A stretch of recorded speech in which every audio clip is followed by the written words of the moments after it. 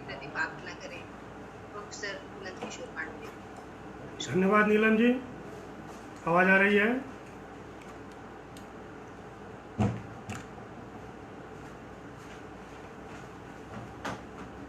Professor Pandey ji हमारे साथ जुड़ गए हैं क्या? सर जुड़ गए हैं सर, वो माइक को अच्छा, नीलम जी धन्यवाद। आ रही है सर आवाज़? इससे सर जन्मदिन मुबारक हो। हाँ धन्यवाद नीलम जी। इस 2 दिवसीय महत्वपूर्ण संगोष्ठी का संयोजन कर रहे हैं प्रोफेसर नरेंद्र मिश्र जी। आज के इस सत्र की अध्यक्षता कर रहे हैं हम सबके आदरणीय श्री श्रीधर परारकर जी। आज इस सत्र में जो महत्वपूर्ण वक्ता बोलने वाले हैं वरिष्ठ प्रोफेसर कुलपति प्रोफेसर सुरेंद्र दुबे जी, मेरे अनन्य मित्र प्रोफेसर विनोद मिश्र जी, डॉक्टर अन्नाराम शर्मा जी, सबको संबोधित करते हुए और सभी श्रोताओं को संबोधित करते हुए मैं अपनी बात शुरू करता हूँ। नरेंद्र जी ने बहुत बड़ा विषय चुना है, एक साथ साहित्य, शिक्षा, संस्कृति और जीवन मूल्य को। वक्ता भी खूब विचार करके चयनित किए हैं। एक बड़े फलक पर यह गोष्ठी आयोजित होने जा रही है। मैं विचार कर रहा था इस बीच कई वेब संगोष्ठियां हो गई, आज के लिए किस विषय पर बोला जाए, कुछ ऐसे प्रसंगों की चर्चा की जाए जिसमें साहित्य, संस्कृति, शिक्षा, जीवन मूल्य सब समाहित होते हैं और जिससे संपूर्णता में भारतीय साहित्य रचित होता है, जो भारतीय संस्कृति का वहन करता है, जिसमें से शिक्षा आती है, इतिहास झलकता है, मानव मूल्यों की रक्षा होती है। ये संस्कृति हमारे नदी और पहाड़ों से जुड़ती है। नदी और पहाड़ भारतीय अर्थों में स्थूल नहीं है, वे राष्ट्र हैं और राष्ट्र जीवंत सत्ता है। राष्ट्र सांस्कृतिक इकाई है, उसे हम केवल राजनीतिक इकाई नहीं मानते। उसी तरह से नदियों और पहाड़ों को हम जीवंत सत्ता के रूप में देखते हैं।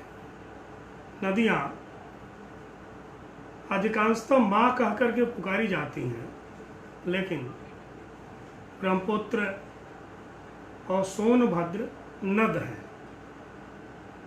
असम में ब्रह्मपुत्र बाबा है। नदियाँ पुल्लिंग भी हैं। नदियों का दर्शन देव दर्शन है। नदियों का स्नान पवित्रता का स्थान है। वो भौतिक और आध्यात्मिक दोनों सुखों की प्रदाता है। इसलिए भारतीय संस्कृति नदियों और पहाड़ों के साथ विकसित होती है। साकार मनुष्य के रूप में, देवता के रूप में, दोनों ही रूपों में हमारे साहित्यकारों ने उसे चित्रित किया। हम अपने नदियों को, अपने पहाड़ों को, इसमें बहुत कुछ है, विषय बहुत लंबा हो जाएगा, आधे घंटे में बात पूरी करनी है। तो हम अपने नदी और पहाड़ को किस तरह से पढ़ रहे हैं। नदी और पहाड़ को जितनी बारीकी से, जितने करीब से हम पढ़ेंगे, हम अपने साहित्य को भी पढ़ेंगे, संस्कृति को भी पढ़ेंगे, अपने शिक्षा दर्शन को भी पढ़ेंगे और मानव मूल्यों को भी पढ़ेंगे। कालिदास ने कहा, तस्मात् गच्छेरनु कनखलम शैल राजावतीर्णा जहनो कन्या सगर तनय स्वर्ग सोपान पंक्ति। गंगा कनखल में, मैदान में आती है। शैल राजावतीर्णा, शैल पुत्री है, शैल पुत्री पार्वती भी, वो जानवी है। सगर के पुत्रों को कल्याण करने वाली है। गंगा के साथ उसके कार्यों को कालिदास ने जोड़ा। और गंगा में कितनी नदियां मिलती हैं? इस पर चर्चा करते हुए वासुदेव शरण अग्रवाल ने लिखा कि अलकनंदा, मंदाकिनी, भागीरथी और जाह्नवी, इन 4 नदियों के जलों के हवि को पाकर गंगा चतुरंत कल्याणकारी वपु का निर्माण करती है। गंगा के वपु का निर्माण अलकनंदा, मंदाकिनी, भागीरथी और जाह्नवी के हवि से हुआ है, वो जल नहीं कहते।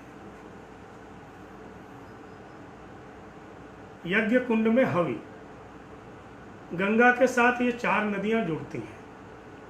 चारों की पवित्रता के साथ गंगा की पवित्रता बनती है। गंगा यूं ही बड़ी और सांस्कृतिक नदी नहीं है। तो गंगा को समझने के लिए अलकनंदा को समझना, मंदाकिनी को समझना, भागीरथी को समझना और जाह्नवी को समझना हो। इन चारों नदियों पर जितनी कविताएं लिखी गई हैं, वे कविताएं केवल क्या पानी का वर्णन करती हैं, कुछ पेय पदार्थों का वर्णन करती हैं, या उसमें कुछ और है? उनके जीवन मूल्य उन नदियों के साथ कैसे प्रवाहित होते हैं, वे गंगा में आकर मिलते हैं। अब जरा हम पूर्वोत्तर की तरफ चलेंगे। पूर्वोत्तर की तरफ चलेंगे तो हम कंचनजंगा की बात करेंगे। कंचनजंगा का जल लेकर ताम्रा नदी बहती है और गौरी शंकर का जल लेकर अरुण नदी आती है। अरुण नदी को ध्यान करिए और ताम्रा को याद करिए। कंचनजंगा और गौरी शंकर, अरुण नदी और ताम्रा जहाँ मिलती है उसको कहते हैं ताम्रारुण संगम, ताम्रारुण संगम। ये ताम्रारुण संगम कोई मामूली विषय नहीं है। इसकी चर्चा महाभारत में हुई है। मैं इसकी चर्चा इसलिए कर रहा हूँ कि भारतीय ऋषियों ने कहा कि इनकी तटों का दर्शन पैदल चल के करो। आज सेना रक्षा कर रही है दूर दूर तक। ऋषि कहता है कि प्रत्येक मनुष्य को अपने नदियों के तटों का पैदल चलकर दर्शन करना चाहिए। अब ये ताम्रारुण अपना जल लेकर आगे बढ़ती है, वो कोसी नदी में जाकर के मिलती है और कोसी का जल गंगा में जाकर मिलता है और वह गंगा बिहार से होकर बंगाल होते हुए बंगाल की खाड़ी की ओर जाती है। उस गंगा के जल में हिंदी के आदिकाल का सर्वाधिक मान्य प्रतिष्ठित कवि, जिसकी रचनाओं पर और जिसके जीवन पर कोई संदेह नहीं है, ऐसे विद्यापति नियमित स्नान करते हैं। विद्यापति विद्यावस्था को प्राप्त हो गए, अब गंगा के किनारे आना मुश्किल है। विद्यापति ने गंगा से प्रार्थना की, करजोरी बिनमो बिमल तरंगे, पुनि दर्शन हुआ पुनमति गंगे। हाथ जोड़कर प्रार्थना करता हूं कि फिर दर्शन देना। एक अपराध छिमब मोरे जानी, परसल पाय माय तू पानी। एक अपराध मुझसे हो गया कि मैं तुम्हें पवित्र मानता हूँ, माँ मानता हूँ, और तुम्हारे जल का मैं प्रतिदिन अपने पाँवों से स्पर्श करता रहा। पाँव को प्रवेश कराए बिना स्नान नहीं हो सकता, ये मजबूरी है। लेकिन इसके लिए कभी क्षमा मांगता है। परसल माय पाय तू पान। गंगा आज पवित्र है तो इस भाव का विलोपन हुआ है। हम क्षमा के मांगने की स्थिति में नहीं है। तमाम प्रकार की गंदगियों को फेंक कर भी हम क्षमा की मुद्रा में नहीं है। कल पर्यावरण दिवस था। विद्यापति इसलिए भी क्षमा मांग रहे हैं कि हमने पैरों से तुम्हारे जल का स्पर्श किया है। अंतिम प्रार्थना यह है कि भनई विद्यापति समुदम तो ही अंत काल जन विसरो मोही। एक आस्तिक हिंदू अपने जीवन के अंतिम समय में 2 बूंद गंगा का जल चाहता है। काशी इसलिए निवास करता है तो उसके पास गंगा उपलब्ध है। हरिद्वार और ऋषिकेश में इसलिए है कि वहाँ गंगा प्रभावित होती है। वो नाले का जल ग्रहण करने के लिए काशी में नहीं रहता, न हरिद्वार में रहता है न ऋषिकेश में रहता है। तो नदी और पर्वत के साथ कैसे भारतीय साहित्य प्रवाहित होता है, जीवन मूल्य प्रवाहित होता है, इसको क्रमशः पढ़ते जाने की हमें ज़रूरत है। तमाम नदी और पहाड़ों के साथ इसको पढ़ सकते हैं। मैंने ब्रह्मपुत्र की चर्चा की। शियांग अरुणाचल में है, तिब्बत में सापू है, सापू सियांग बनती है, लोहित बनती है, फिर ब्रह्मपुत्र बनती है। अब ब्रह्मपुत्र के तट से किस तरह से भारतीय संस्कृति विकसित होती है, सापू से लेकर अब ब्रह्मपुत्र का समुद्र में मिलने तक किस तरह से कितनी कविताएं लिखी गई। भारतीय जन किस तरह से ब्रह्मपुत्र और सियांग के साथ खड़ा हुआ है भारतीयता को लेकर। लोहित जिसका जल ब्रह्मपुत्र धारण करता है, उसके तट पर परशुराम कुंड है, परशुराम के पाप का प्रक्षालन करने वाली नदी है। परशुराम ने वहां अपना फरसा धोया था, नदी का जल लाल हो गया। परशुराम के हाथ से फरसा छूटा, पाप से मुक्ति हुई। ये जीवन मूल्य नदी के साथ जुड़ता है, उस पर्वत के साथ जुड़ता है। इसलिए भारत को पढ़ना है तो नदी और पहाड़ों पर लिखी हुई कविता को पढ़ो, उसके साथ साहित्य और संस्कृति स्वयं हम पढ़ते चले जाएंगे। पहले चारपाई बुनी जाती थी, चारपाई को एक तरफ बुनते थे, दूसरे तरफ चारपाई खुद बुनी जाती है, अपने आप ही बुनती चली जाती है। नदी और पहाड़ को हम पढ़ते चलेंगे, नदी और पहाड़ पर लिखी गई कविताओं को पढ़ते चलेंगे, साहित्य को पढ़ते चलेंगे। नरेंद्र जी के दिए हुए चारों विषय अपने आप उसमें समाहित होते चले जाएंगे, उद्घाटित होते चले जाएंगे। अब एक मैं राम विवाह के प्रसंग का उल्लेख करूँगा। विवाह प्रसंग बहुत बड़ा है, तुलसीदास के यहाँ भी है, सभी रामायणों में है। राम के विवाह का प्रसंग है। राम विवाह के प्रसंग को देखेंगे तो हमारे विवाह के प्रसंग, पूरा हमारा विवाह हमारी आंखों के सामने आ जाएगा। विवाह में फेरे बहुत आवश्यक है, और फेरे के पश्चात सिंदूर दान, उसका कितना अद्भुत वर्णन तुलसीदास ने किया। वो साहित्य है, संस्कृति है, हमारा जीवन मूल्य भी है। प्रमुदित मुनि न भांवरी फेरी, नेग सहित सब रीति निवेरी। महिलाएं नेग मांगती हैं, बहनें मांगती हैं, बुआ मांगती हैं, काम करने वाली महिलाएं मांगती हैं, नेग दो। तुलसीदास ने चर्चा कर दी, नेग देने से भागना मत, नेग देना पड़ता है। राम सी असिर सेंदूर देही, शोभा कहीं न जात विधि केही। राम सीता के सिर में सिंदूर लगा रहे हैं, उसका अद्भुत वर्णन तुलसीदास ने किया। कितने प्रकार से उसकी व्याख्या होती है। पूरा का पूरा विवाह का बिंब, पूरा जो विवाह का मंडप है, सिंदूरदान का दृश्य है, तुलसीदास की एक चौपाई के साथ खड़ा होता है। अरुण पराग जलज भरु नीके, शशि भूष अहि लोभ अमीके। अरुण पराग जलज भरु नीके, कमल को लाल पराग से अच्छी तरह भर करके अमृत के लोभ से चंद्रमा को भूषित करना है। शीय चंद्रमा की तरह है। यहाँ सर्प की चर्चा तुलसीदास ने की। राम की सांवली बाह, कमल, अरुण पराग, सिंदूर, लाल सिंदूर, राम के हाथ लाल सिंदूर, सीता की मांग, सबका एक रूपक गढ़ रहे हैं तुलसीदास जी। करें अरुण पराग जलज भरु नीके, शशि भूष अहि लोभ अमीके। और उसके बाद हमारा मूल्य शुरू होता है। बहुरी वशिष्ठ दिन ही अनुशासन। कई बार लगे यहाँ वशिष्ठ कहाँ से आ गए। वशिष्ठ ने अनुशासन दिया। क्या अनुशासन दिया? बर दुल्हिन बैठे एक आसन। अब सीता राम की अर्धांगिनी हो गई, इसलिए राम के बगल का आसन सीता का हो गया।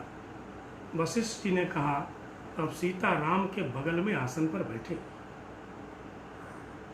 तुलसीदास राम सीता का विवाह भी करा रहे हैं, लोकाचार भी करा रहे हैं और एक मूल्य को स्थापित भी कर रहे हैं। ऐसे बहुत से प्रसंग हैं। एक एक प्रसंग की चर्चा संस्कृत कवियों से लेकर के हिंदी कवियों तक हम अलग अलग प्रसंगों में कर सकते हैं। इस पर खूब लिखा गया भारतीय साहित्य। इसे मैथिली शरण गुप्त के यहाँ पढ़ सकते हैं, रामधारी सिंह दिनकर के यहाँ पढ़ सकते हैं। यह मैं केवल नाम लेने के लिए कह रहा हूँ। प्रत्येक कवि के यहाँ प्रत्येक भाषा में ये दिखलाई पड़ता है। आधुनिक कवियों में सुरकांत त्रिपाठी निराला ने सरस्वती पर बहुत अच्छा लिखा। वरदे विड़ा वादिनी वरदे हर विद्यालय से लेकर के हर कंठ की शोभा है। लेकिन मैं एक दूसरी कविता की चर्चा करूंगा। उस कविता का शीर्षक है देवी सरस्वती। इस कविता की चर्चा प्राय नहीं होती है। आधुनिक काल में सरस्वती पर लिखी हुई यह सबसे लंबी कविता है। 10 पृष्ठों की कविता है, नए पत्ते में संकलित है। जब भी कवि गोष्ठी प्रारंभ होती है, कोई ना कोई कवि एक सरस्वती की वंदना करता है। लेकिन 10 पृष्ठ की सरस्वती वंदना किसने लिखी? 10 पृष्ठ की सरस्वती वंदना केवल निराला ने लिखी है, देवी सरस्वती करके।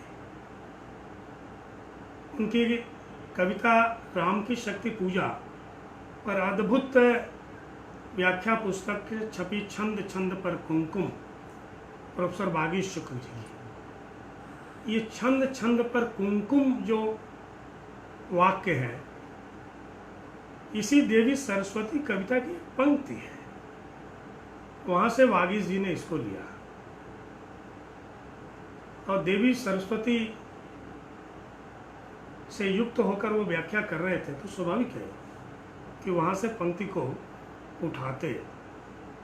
देवी सरस्वती कविता में वाल्मीकि से लेकर वेद व्यास इत्यादि सब समाहित है। दादू दयाल तक की चर्चा निराला ने की है, जिन पर सरस्वती की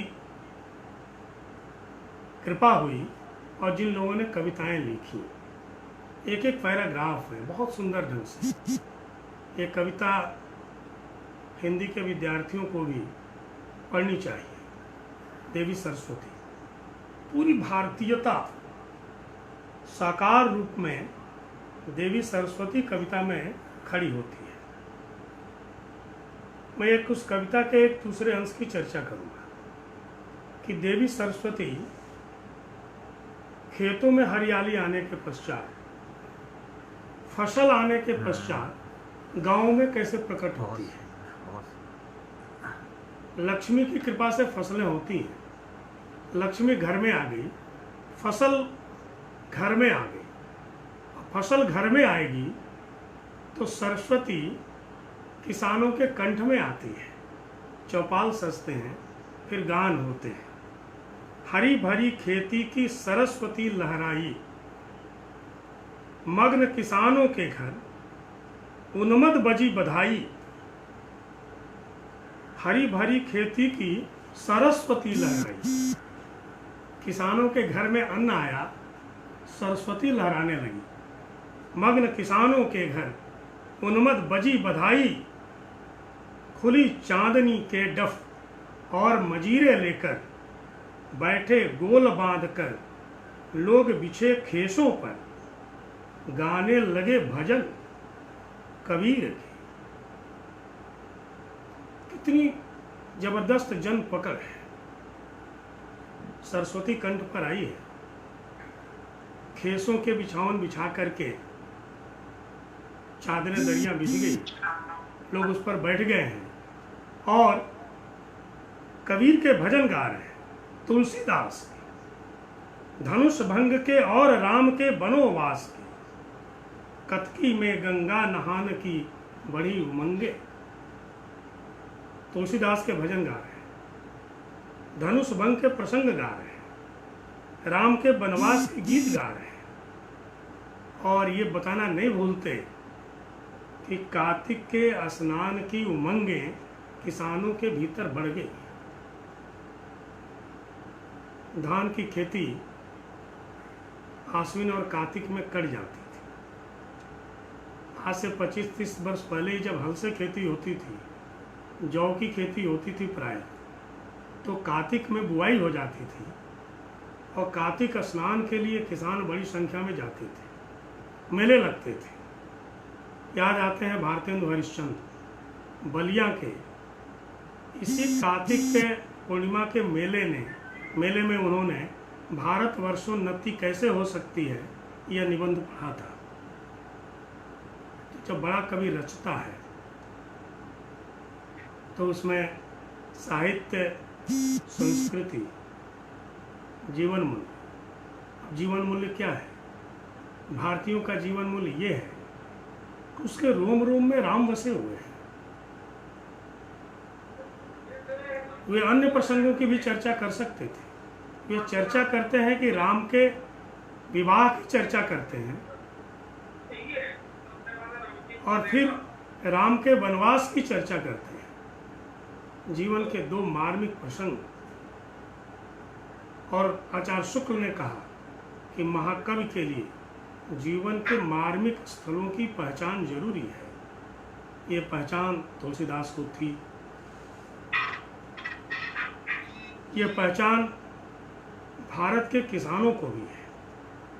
ये निराला ने बताया कि जब बैठ करके चौपाल में गीत गाते हैं तो वहाँ धनुर्भंग का प्रसंग भी होता है, विवाह का प्रसंग भी होता है और राम के वनवास का भी प्रसंग होता है। केवल भारत के ऐतिहासिक पौराणिक पात्रों की कथाओं को भारतीय कवि लिख करके आह्लादित हो रहा हो, ऐसा नहीं है। वो भारत आगे कैसे बढ़ेगा, भविष्य का भारत कैसा हो, उसकी चिंता करता है। उसकी चिंता के भीतर कल का विकास समाहित होता है। पुनर्जागरण काल के कवियों ने,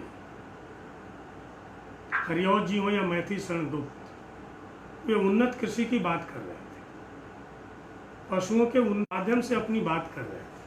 वे कृषि संस्कृति को जानते थे, स्त्री के महत्व को पहचान रहे थे और भारतीय मेधा को भारत याद कर रहे थे, खोज को याद कर रहे थे। उसके माध्यम से ये चारों बातें पुष्ट हो रही थी। तमिलनाडु के बड़े कवि सुब्रमण्यम भारती हैं। काशी में उनकी शिक्षा दीक्षा हुई थी। तमिल और हिंदी के योजक कवि हैं। स्वतंत्रता संग्राम सेनानी थे, जीवन संघर्षों में बीता। आधुनिक भारत को प्राचीनता से अभिभूत करके देखना चाहते थे। आधुनिक भारत एक विकसित भारत, प्रतिष्ठित भारत, शक्तिशाली भारत, सांस्कृतिक भारत। सुब्रमण्यम भारती ने अपनी एक कविता में कहा, नव कविता कृत्य करो रे, भारत नाट्य का नृत्य करो रे। नव कविता कृत्य करो रे, नई नई कविता लिखो। पंक्तियों को ध्यान दीजिएगा। भारत नाट्य का नृत्य करो रे, भूतत्वों का अन्वेषण कर, श्रेष्ठ शास्त्र की सृष्टि करो रे, सर्वहर्ष सर्वत्र भरो रे, इसी लोक में देवलोक के तुम प्रतिनिधि हो। भूतत्वों का अन्वेषण कर। जब हम हिंदी भाषा और साहित्य की बात करते हैं तो बड़ी भारी समस्या ये है कि ज्ञान का साहित्य हिंदी में नहीं लिखा गया, भारतीय भाषाओं में भी नहीं लिखा, कभी प्राचीन संस्कृत साहित्य में लिखा गया था। इस कारण से हम अंग्रेजी की तरफ भागते हैं। तब सुब्रमण्यम भारती कह रहे थे, भूतत्वों का अन्वेषण कर श्रेष्ठ शास्त्र की सृष्टि करो, श्रेष्ठ शास्त्र की सृष्टि करो, भूतत्वों को खोजो। आधुनिक शोध और रिसर्च की तरफ, वैज्ञानिक शोध की तरफ एक कवि ध्यान दिला रहा है। और ऊपर की पंक्तियों में कहा, भरतनाट्य का नृत्य करो। पराधीन भारत अपनी कला, अपनी संस्कृति, अपना गान, अपना नृत्य उससे दूर होता जा रहा था। हमने भी कुछ विकसित किया है। कितनी ही नृत्य की पद्धतियां भारत ने दी है, कितने शास्त्रीय संगीत की पद्धतियां विकसित की है। ये एक दिन की साधना नहीं है, हजारों वर्षों की साधना है। और उस साधना में से ये सब कुछ विकसित होकर आया है। इसलिए प्रतीक रूप में केवल भरतनाट्य का नाम लिया। भरतनाट्य के व्याज से वे कहना चाहते हैं तो नृत्य भारतीय। जब भारतीय नृत्य की बात करेंगे तो उसके साथ स्वाभाविक रूप से वाद्य जुड़ता है, चित्रकला जुड़ती है, अन्य कलाएं जुड़ती हैं, और उसके साथ पूरा का पूरा एक सौंदर्य बोध खड़ा होता है भारतीय गायन और वादन पद्धति का। और अगली पंक्ति में कवि कह रहा है कि भूतत्वों का खोज करो। अंतिम पंक्ति में कह रहा है कि इसी लोक में देवलोक के तुम प्रतिनिधि हो। मैंने सोचा कि टेक्स्ट के माध्यम से बात की जाए, कविता के साथ बात की जाए। इस विषय में भाषण की बहुत गुंजाइश है, स्वतंत्र भाषण की। इसलिए चूंकि यह साहित्य परिषद द्वारा आयोजित है तो साहित्य के संदर्भों से बात होनी चाहिए। वे कह रहे हैं कि इस लोक में तुम देवलोक के प्रतिनिधि हो। भारतीय दर्शन को याद दिला रहे हैं, तुम वही हो जो ब्रह्म है। यत पिंडे तत ब्रह्मांडे, जो पिंड में है वही ब्रह्मांड में है। ईश्वर और जीव में कोई भेद नहीं है। ईश्वर और जीव की एकता एक है। भूलोक पर तुम उस देवता के प्रतिनिधि हो, तो समस्त देव शक्तियों से तुम आप्लावित हो। और देव शक्तियों से जो आप्लावित है उसके जीवन में कैसा पराजय, कैसी मलिनता, उसके मन में कैसी अनुदारता, उसके मन में कैसी तुच्छता, क्योंकि वो देव प्रतिनिधि है। और देव प्रतिनिधि को तो वैसा ही करना है जो देवताओं को अपेक्षित है, जो देवता चाहते हैं। इसीलिए अवतार होते हैं। और अवतार की मान्यता इसीलिए है कि समय समय पर वे अवतार आकर के मनुष्य का मार्ग प्रदर्शन करते रहते हैं। और उस प्रदर्शन को लोक के अनुरूप हम सजा संवा करके देखते हैं, लोक का रंजन करते हैं। लोक रंजन की पद्धतियां विकसित की गई। मैं फिर राम विवाह के एक प्रसंग की चर्चा करके अपनी बात पूरी करूंगा। जब विलुप्त होती जा रही है साहित्य, तुलसीदास ने याद दिलाया था। अब तक थी केवल डीजे पर कुछ गाने नाचने होते हैं विवाह में। भोजन करना समधि का कितना सुखमय क्षण है। महिलाएं नाम लेकर के गाली गाती हैं। उस गाली के प्रसंग की चर्चा इतना बड़ा भक्त कवि तुलसीदास कर रहा है। समय सुहावन गारी बिराजा, हसत राहु सुनि सहित समाजा। राजा दशरथ भोजन करने के लिए बैठे हुए हैं और जनकपुर की महिलाएं गाली गा रही हैं। उस गाली को सुनकर के हंसत राव, दशरथ जी हंस रहे हैं, प्रसन्न हो रहे हैं। माँ बहनों को गाली हो रही है और दशरथ जी गाली को सुनकर के समाज के सहित प्रसन्न हो रहे हैं। यही विधि सबहि भोजन किन्हा, आदर सहित आचमन दिन्ना। इस प्रकार से सब लोग भोजन कर रहे हैं। राजा जनक के यहाँ राम की बारात गाली सुनते हुए भोजन कर रही है और फिर भोजन करके सब लोग आदर सहित आचमन कर रहे हैं। भोजन पत्तल में हो रहा है। राजा के लिए कुछ खास पात्रों की व्यवस्था होती है, पत्तल की व्यवस्था है। पत्तल गिर रहे हैं और पत्तल में पूरी की पूरी बारात भोजन कर रही है। पूरी बारात पत्तल में भोजन कर रही है। केवल कवि अतिशयोक्ति में इतना ही लिखता है कि पत्तल में मानो सोने की कील लगी हुई है। राजा जनक के यहाँ बारात गई है, दशरथ की बारात है। तुलसीदास ये भी कह सकते थे कि समस्त बारातियों को सोने की थाली में राजा जनक खिला रहे हैं, लेकिन नहीं, कविता जनता के करीब बनी रहे, जन सामान्य से दूर होने न पाए। इसलिए इस तरह के प्रसंगों की चर्चा करते हुए साहित्यकार समाज को जोड़ता है, संस्कृति को जोड़ता है, अपने मूल्यों को स्थापित करता है और इस प्रकार के मूल्यों से पूरा का पूरा भारतीय साहित्य भरा पड़ा है। उसको बार बार पढ़ने की, चर्चा करने की ज़रूरत है। बहुत ही अच्छे विषय पर प्रोफेसर नरेंद्र मिश्र जी ने यह ई संगोष्ठी आयोजित की है। बीज वक्ता के रूप में बोलने के लिए अवसर प्रदान किया। बहुत बहुत धन्यवाद नीलम जी, नरेंद्र जी, कैलाश जी और सभी श्रोताओं का आभार। बहुत बहुत धन्यवाद।